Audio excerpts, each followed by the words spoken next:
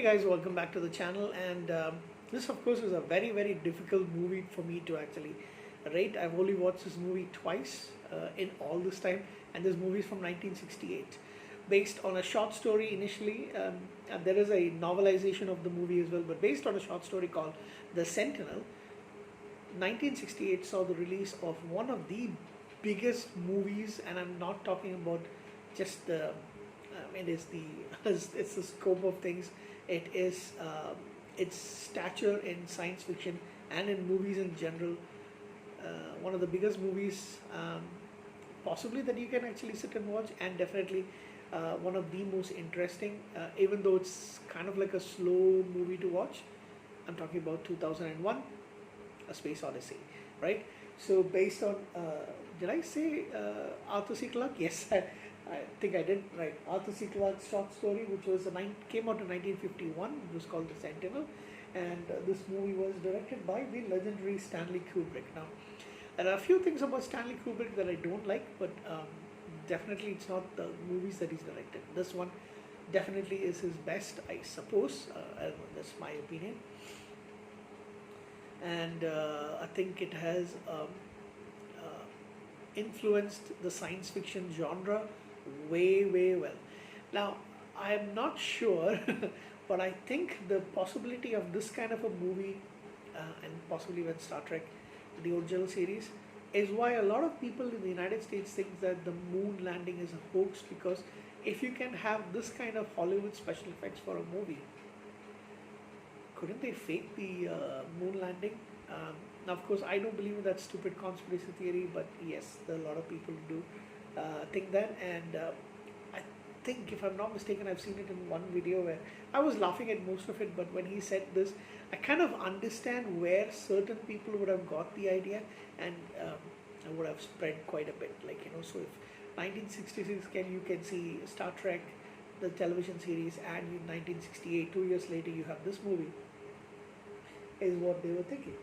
So anyway, this is about four different parts. The start off in prehistoric times and ends in 2001, I believe. I'm not going to go into the storyline of the movie. I'm just going to tell you about some of my thoughts of the movie. The the prehistoric time, right? So these are the hominids, and I mean, you can make out it's fake, and at the same time, it also strikes me as how realistic they actually behave and look. I mean, it's fake, yes, but they're also realistic. That's what I was wondering. And they did it in 1968, so blows my mind. I mean, I know Planet of the Apes came after that, but it's so the kind of special effects. I mean, they are supposed to be humanoid, but I mean, basically like men and women, but just that they've got ape appearances and things. But this one, I thought it was really well done. I mean, extremely well done. That was one of the main things that I always remember. When I say always remember, I've only seen this movie, like I mentioned, twice. One last night, and one I think in 2012 or 2011. I don't really remember. The quickest way that I can actually check is if I actually do check out my blog. So in my blog, I would have written something about, yes, I did. So, okay. It was actually not 2012, it was actually 2014. So this is only the second time I've ever watched this movie. And like I mentioned, it is difficult for me to actually think that this movie is actually made in 1968. If somebody had told me 1978, I would have believed it more. The second thing that strikes me when they said it many years later, it's in the year 2000, and it's the 50s and the 60s had these, especially I think in North America and possibly the UK. The Western countries definitely had grand ideas of what the near future is going to be. Like, I'm talking about 30-40 years from now. So this is 68, 70 to like 40 years plus. They thought we would be, having colonies on the moon. It would be easy travel. It's all kind of like luxurious settings. The way that it is almost like a first class plane that they are in when he's traveling. I found it odd that they're just serving juice. Maybe there was some problem with them not being able to eat solid food during the trip. I don't know, but it kind of felt odd. It's got that 1960s style glamour element, which I want to say, of the women especially, and also of the setting, the place, the trip inside. It looks very very glamorous, and even in the waiting area, I think at the uh, what is it called? The space station. There is the stopover place that they have. The seating. This is what they thought, the future would look like. So the design elements and all is something that really strikes me, which is very different for something that happened in the 80s. If you remember movies like, towards the late, sorry, the early 80s and all that, it's more rough, grime, dirt and all that stuff. In movies like Terminator, Aliens 2 and all that, all those kind of movies. But this is where everything is sparkling, Spartan, minimalistic design, but at the same time, everything looks really glamorous. The sofas that they're sitting on, the scientist and the character, what's his name, Floyd, Haywood Floyd, the doctor played by William Sylvester. When he goes to visit them, and like it feels so glamorous. I would like to have this kind of a setup. Now, right here on Earth, I don't really have that kind of setup somewhere over here. But yeah, that's kind of like those design elements really stand out, as well as in the ship. What's the name of the ship? I keep forgetting. Discovery One, which is bound for Jupiter and searching for the giant monolith that has appeared in orbit around Jupiter. So the monolith in prehistoric times, 2000, and then this one, the third part basically, and Hal. Who can forget Hal? Hal is, of course, the supercomputer HAL 9000, but the voice, I want to see who does the voice for HAL.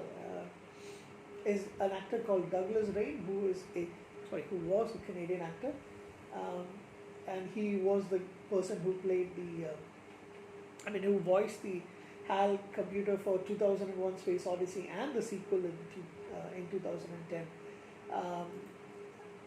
Just the voice part, it is very very memorable. You cannot watch this movie and not feel a little sympathetic for HAL. Kind of like he's almost got this innocence about him. I keep calling him it rather, but that's what you actually get.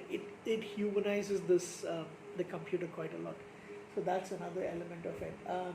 Keir, I think that's how you pronounce his name. Keir Dullea plays Dr. David Bowman, and Gary Lockwood from Star Trek, the pilot episode where No Man Has Gone Before, plays Dr. Frank Poole. That was one of the things that was surprising when I first watched this movie, because by then I had already watched TOS maybe like three times, I guess. Yeah, I have only watched TOS maybe 3 or 4 times, 3 times if I'm not mistaken, or 4 maybe. I can't remember. But yeah, I was already familiar with him as in that particular episode, the pilot episode, or I should say the second pilot episode. Anyway, that we get to see.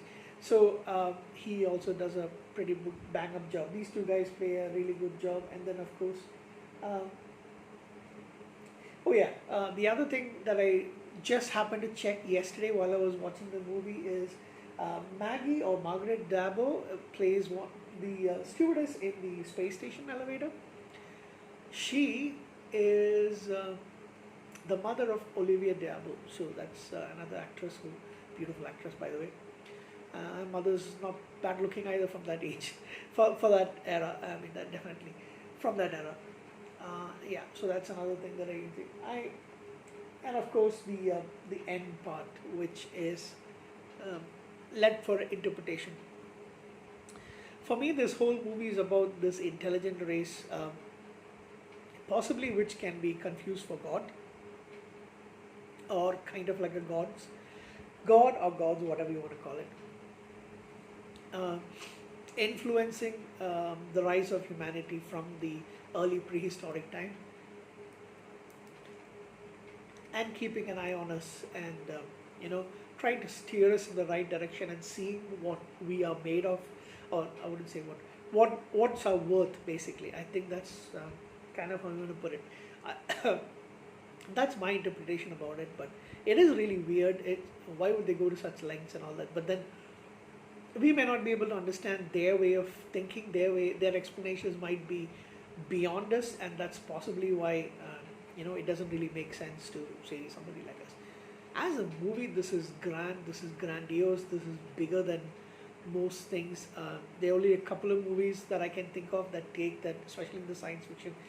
One is the motion picture, Star Trek, the motion picture from 1979, and the other would be Planet of the Apes. I think these three movies, and they're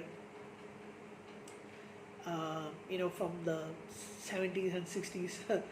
I mean, these two are in the 60s, and then the motion pictures from 1979. But it's very influenced by this movie, by the way. So I don't know. It's got a kind of grand vision that is kind of missing from science fiction these days. You kind of tend to see that a little bit in smaller indie kind of movies, but you never get to see it in what do you call it, and possibly even television shows. Like if you see the scope of things in Star Trek, Stargate, for example, in Battlestar Galactica, you don't really see that in movies anymore. But as a concept movie, this is absolutely brilliant and amazing. Um, I don't know what to give this a rating, so I think I'm going to have to give it just because of the slow pace of the movie, which is, I don't know, possibly the weakest thing about it. Even though when I say slow paced, it's not dull or boring in any way, but it just takes a little bit of effort for me to actually finish this movie in one go, and that's kind of what I did. I would give it a 9.5 out of 10. That slow pace had been taken care of. I probably would have given it a 10. But it is an amazing movie. It is an amazing movie, and it's one that sits in my collection somewhere there. Right? I actually was streaming it yesterday, but I've already got the DVD. So yeah, that's it for 2001, and I'm really looking forward to rewatching 2010 because I've only watched this movie, like I said before this sitting, I only watched 2001 Space Odyssey just once, and I've seen the sequel only once before. So now it's second time. I don't know if I'm going to take another 7 years to actually watch it once again, but yeah, it's pretty worth it.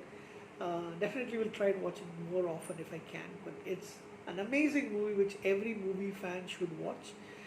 Every science fiction fan definitely should watch. Most of you have seen it, but if you have not seen it, please go and watch it. Right? My hair's in a mess. It's late at night, so it's like past 12. It's time for me to watch another movie and possibly go to bed immediately after that. So thank you guys. Have a good night. Stay safe. Live long and prosper. Adios.